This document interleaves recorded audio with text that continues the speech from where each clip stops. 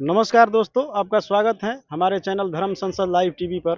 अभी हम लोग काशी बनारस में हैं, बनारस की घाटों में हैं। जैसा कि हम आपसे वादा किए थे कि इस घाटों पे दिव्य त्यागी तपस्वी महान संतों के दर्शन कराएंगे, गुरुजनों के दर्शन कराएंगे, उनके आशीर्वचन सुनाएंगे। इस कड़ी में हम गुरु जी को आपके साथ लाइव कर रहे हैं। आप भावपूर्ण दर्शन करिएगा गुरु जी का। गुरु जी महादेव। हर हर महादेव बेटा, हर हर महादेव। गुरु जी आपका शुभ नाम क्या है? मेरा शुभ नाम महंत रमन भारती है। गुरु जी आप कहाँ से आए हैं?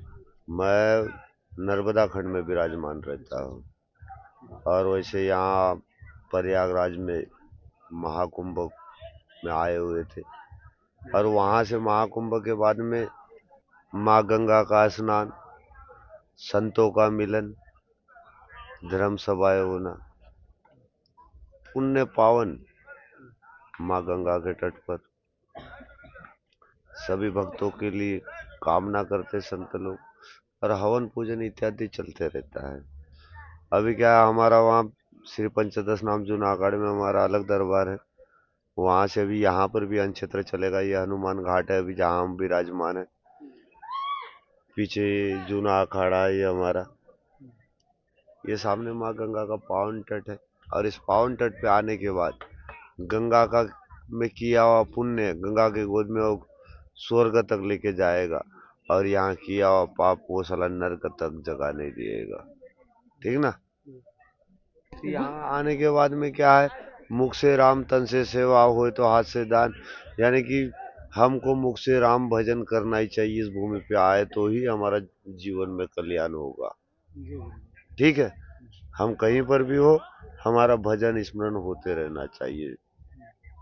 लोग सोचते कि साधन कैसे करें, साधन करने के लिए कुछ नहीं, केवल अपने आप को खाली बस उसमें विलय करना रहता है कि मेरे को ये करना है।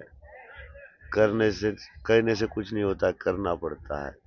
गुरु जी आप किस उम्र के थे तो सन्यासी बन गए? अरे यार, उम्र का तो अभी भी हमको पता नहीं है, हमारी आज कितनी एज है करके ये भी नहीं पता है। ठीक है, शायद उस समय भी उम्र का पता नहीं, बता साइज पता है, हम इतने साइज के रहे होंगे क्या? साइज का पता है बच्चा, उम्र का नहीं पता है।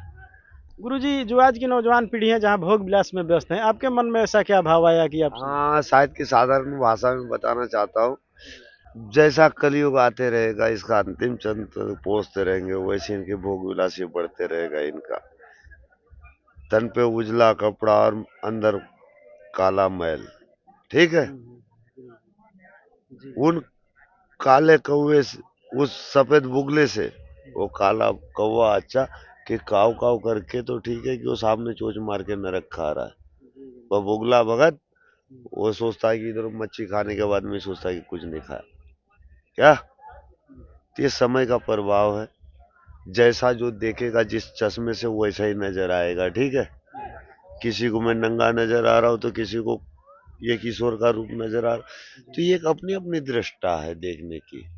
ठीक है, कि हम किस दृष्टा को देख रहे हैं। हम अपनी दृष्टा से देखें कि हम अच्छा देख रहे हैं तो अच्छा ही दिखेगा, खराब सोचेंगे तो खराब ही दिखेगा। ठीक ना। इसीलिए हमको हर चीज को अच्छा सोचना चाहिए। क्या सोचना चाहिए? अच्छा। अच्छा सोचेंगे अच्छा होगा। गुरुजी गुरुजी अभी हम लोग जैसे वृंदावन गए थे तो वहाँ नाम जप की प्रधानता है कि नाम जप करो। और काशी में हम उधर मड़िया घाट के सामने गुरुजी से मिले तो बोले ध्यान करो, बिना ध्यान का ज्ञान नहीं होता। तो क्या करना चाहिए गुरु? कलयुग केवल नाम आधारा, सुमरे सुमरे नर उतर ही पारा। ज्ञान, ब्रह्म ज्ञान, तत्व ज्ञान, कई प्रकार का ज्ञान है, अनेक प्रकार का। ठीक है, अनेक प्रकारों के ज्ञान होने के कारण से समझना बहुत कठिन है। आपको किस मार्ग में जाना, एक अलिल मार्ग है, एक जटिल मार्ग है।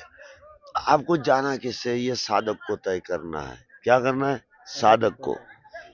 साधक तय करता है कि मेरे को कौन सी बेच में अध्ययन करना है। वकील बनने वाले को हम डॉक्टर बनने के लिए बोलेंगे तो नहीं मजा आएगा। ठीक ना। यानी विद्यार्थी की चॉइस होना चाहिए। किसकी? विद्यार्थी की चॉइस होना चाहिए। कौन सब्जेक्ट पढ़ेगा? हाँ, तो यहाँ वैसे ही हमारा है बेटे कि यहाँ हमको क्या देखना है, क्या नहीं देखना है, क्या करना है, क्या नहीं करना है। ठीक ना। गुरुजी जो नाम जप की प्रधानता है वहाँ की नाम जप करो, तो नाम जप सही है गुरुजी? इससे मोक्ष होगा। बिल्कुल बेटा, जन्म यहाँ है कि जब मोक्ष के लिए ईश्वर मेरे सामने हो, जैसे भीष्म पितामह ने कहा था, हे प्रभु मेरे स्तन से जब भी प्राण निकले तो आपकी छवि हो और बहुत विशाल वृक्ष वट हो, उसके नीचे ही आपके दर्शन हो, तब मेरे प्राण, मेरे तन से प्राण छूटे। क्या उन्होंने यही कामना किया था। जय बेटा जय, खुश रहो जय। तो ये अब मेरे सामने हो तो मेरा प्राण छूटे। हाँ, तो ये हर व्यक्ति ने यही सोचना चाहिए कि मरते समय केवल हमारे को, हमारा तन से जब भी प्राण छूटे, हमारे मुख में राम नाम स्मरण होना चाहिए, ये हमको निश्चित ध्यान रहना चाहिए। इसीलिए हमको अभ्यास राम नाम का स्मरण हमेशा, आप जिस ईश्वर को पूछते हो, महादेव हो, सदाशिव हो, काली हो, भवानी हो, जिसको भी पूछते हो उसको पूजना चाहिए, उसका नाम जप स्मरण करते रहना चाहिए। स्मरण करते नहीं रहोगे तो आप ध्यान भटक जाओगे, जब स्मरण करते रहोगे तो सब काम बढ़िया होगा। ठीक है, तो अच्छा स्मरण गुरु जी, करना। ध्यान के विषय में जो बोले कि बिना ध्यान का ज्ञान नहीं होगा, इसके विषय में भी कुछ। ध्यान ऐसी चीज है बेटा, बड़ी लंबी प्रक्रिया है। क्या है? एक लंबी प्रक्रिया है, और इस लंबी प्रक्रिया के लिए हर साधक अवेलेबल नहीं होता है बेटे, हर साधक के लिए कंफर्टेबल नहीं है। अच्छा गुरु जी, कुछ लोग साकार की पूजा करते हैं, मूर्ति पूजा करते हैं, कुछ लोग निरंकार की पूजा करते हैं गुरु जी, इसके विषय में। साकार निराकार ये है कि साधक, हमने कहा पहले ये कि साधक की इच्छा उसको क्या करना है। ये एक नहीं, ईश्वर की खाली मूर्ति में आस्था है, ये कि बिन मूर्ति में आस्था है। ठीक है, एक मूर्ति रख के पूछता है, एक बिन मूर्ति रख के। उसको पता है बिन मूर्ति में भी मेरे को भगवान से चाहत है, ईश्वर से लव लगने के बाद मूर्ति की आवश्यकता नहीं होती है।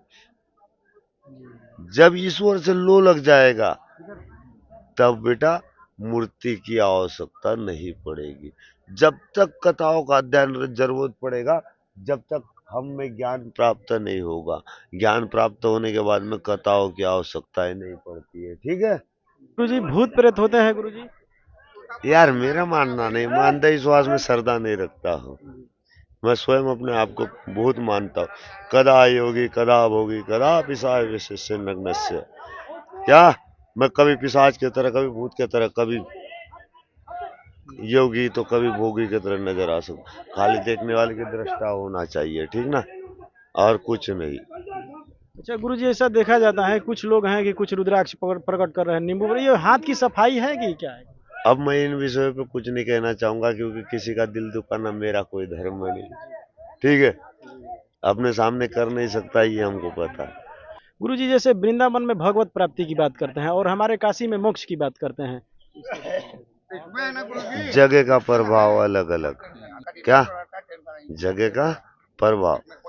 भगवान कहते हैं गंगा के किनारे ज्ञान प्राप्त होता है, मोक्ष प्राप्त होता है। नर्मदा के किनारे व्यक्ति का मर्दन समापन हो जाता है। अनेकों प्रकार से हर जगह की महिमा अलग अलग होती है, उसके अनुकूल आदमी को ज्ञान प्राप्त होता है। गुरु जी, भगवत प्राप्ति और मोक्ष के विषय में बताइए, गृहस्थों को कैसे प्राप्त होगा? अरे ऐसे सिखाने से नहीं सीखते होते बेटा, ये ऐसे बताने से ये कोई ये चीजें नहीं हुई कि मैं बताऊंगा ये और ये सीख जाएंगे। ठीक ना, ये विषय को बंद कर दो आप, ये पूछो ही मत किसी से। आप तो पूछो कि करना क्या है हमको, तुम करने आए हो तो हमसे मिलो, हम तुमको करने बताएंगे।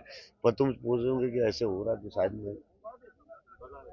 गुरु जी, गृहस्थों का ये मन अशांत हो रहा है तो शांति के लिए कुछ उपाय बताइए। इनका ऐसा ही है, शांत बना रहेगा। मानव की वेता और महादेव की कथा आदि अनंत है। ठीक है, क्या है? आदि अनंत है। हाँ, इसलिए इनकी व्यथा कभी खत्म नहीं होगी, महादेव की कथा कभी समापन नहीं होगी। ठीक है, समझ गया? क्या समझा?